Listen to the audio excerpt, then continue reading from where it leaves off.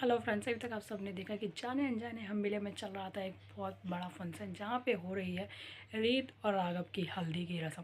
वहीं पर राघव जब बैठ चुका है अपनी हल्दी की रस्म के लिए, वहीं पर रीत भी उसके सामने ठीक सामने बैठी है।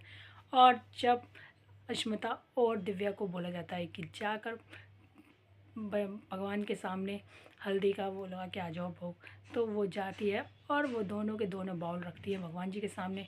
पर स्मिता फिर से चलती है चाल। जब दिव्या अपनी आंखें बंद करके भगवान से प्रे कर ही रही होती है, तभी स्मिता उसका बाउल छुपा देती है। और जैसे ही उसके पास कॉल आती है वो साइड में हो जाती है और दिव्या की जैसे ही आंखें खुलती है वो स्मिता का बाउल लेकर चल जाती है, जो कि राघव की हल्दी होती है। और जब जाके रीत को लगती है तो आकर स्मिता तुरंत हंगामा कर देती है कि दिव्या, तुम में इतनी भी तमीज़ नहीं है कि तुमने राघव भाई की हल्दी रीत को लगा दी। और जैसे ही दिव्या को ये पता चलता है तो दिव्या बताती है कि मेरे सामने जो बाउल था, जब मेरी आंखों खुली तो मैं उसी बाउल को उठा के लेके आ गई और मैंने रीत को लगा दी, तो उसमें मेरी क्या गलती है। वहीं पर ये सब चीज़ें पता लगती है उससे पहले ही स्मिता चौंक जाती है, क्योंकि ध्रुव पहले से बोलने वाला होता है कि ये सब शायद तुम्हारी चाल है। पर इसलिए ताकि वो सबके सामने ना आ पाए, इसलिए वो अपनी चाल बहुत ही आसानी से पलट देती है और बोल देती है नहीं नहीं, शायद मुझसे गलती से हो गया और मैंने गलत सोच लिया। वहीं पर राघव के बहुत डांटते हैं स्मिता को कि तुम्हारे गलती के चक्कर में देखो आज कितना बड़ा हंगामा होने से बच गया। वहीं पर जब कीर्ति को हल्दी लगाने के लिए बोला जाता है, पर कीर्ति साफ मना कर देती है कि मुझे इस हल्दी से कोई मतलब नहीं है, क्योंकि मैं राघव जी की हल्दी लगाने वाली थी। पर जब राघव जी की हल्दी रीत को लग चुकी है तो मैं ये हल्दी बिल्कुल नहीं लगाऊंगी। तो अब इन सब चीज़ों का पता लगाने के लिए क्या ये सब पता लगा पाएगी रीत। पर रीत जब नहाने जाएगी तो रीत सोच ही रही होगी कि मेरे हल्दी लगी तो लगी किसकी, राघव की नाम की या फिर रोहित के नाम की।